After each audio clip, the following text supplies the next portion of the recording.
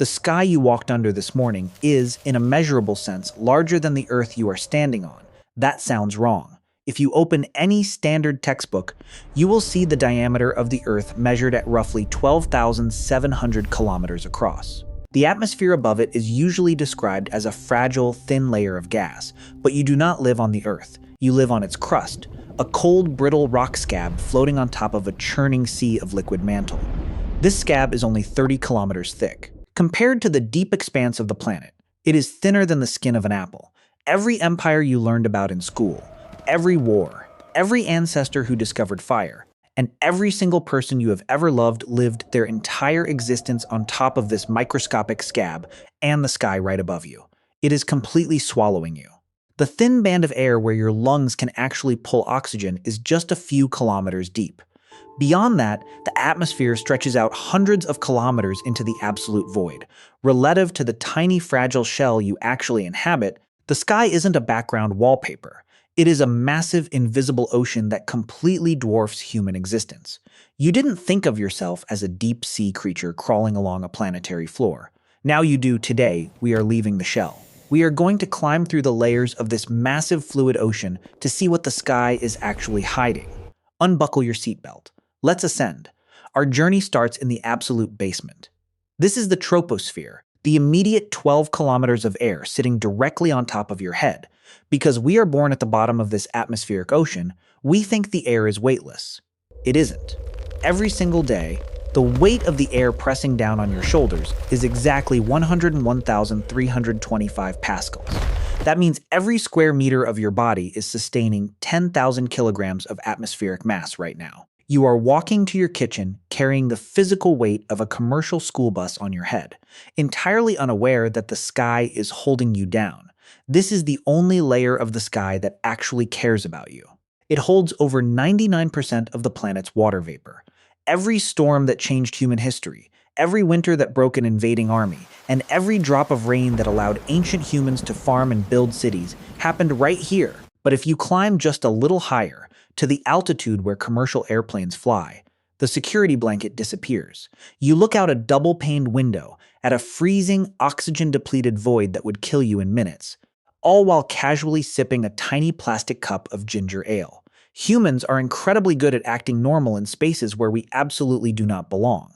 Crossing into the stratosphere, the chaos of the weather stops entirely, and the rules of physics flip upside down.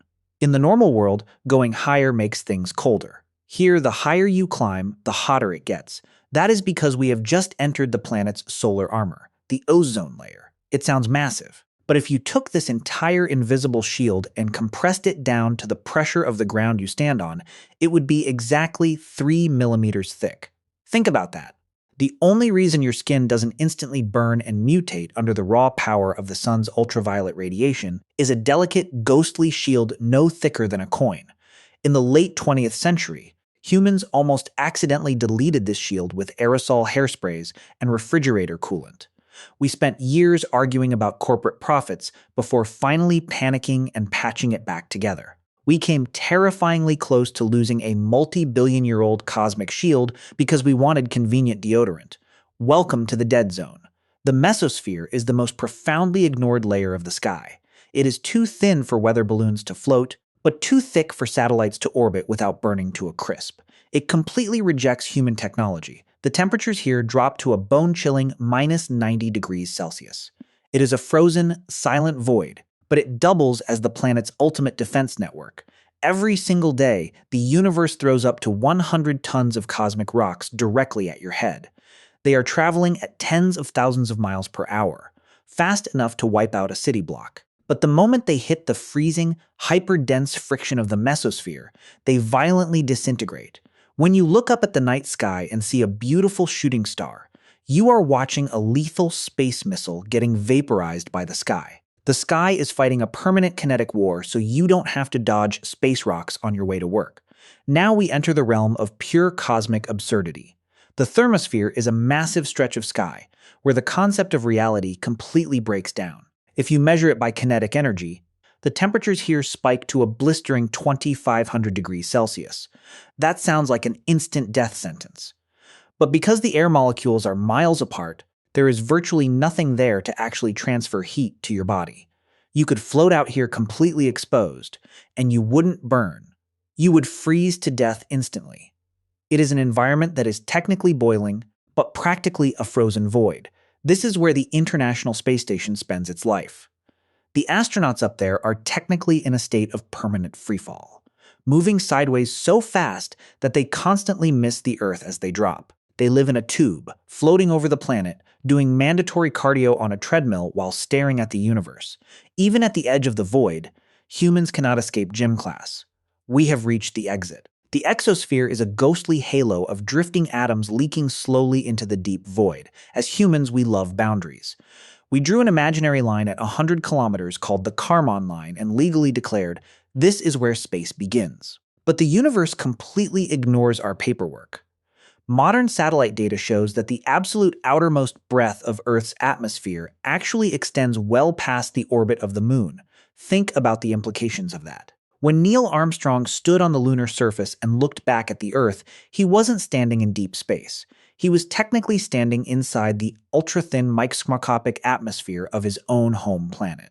We think of space as a destination we have to travel to.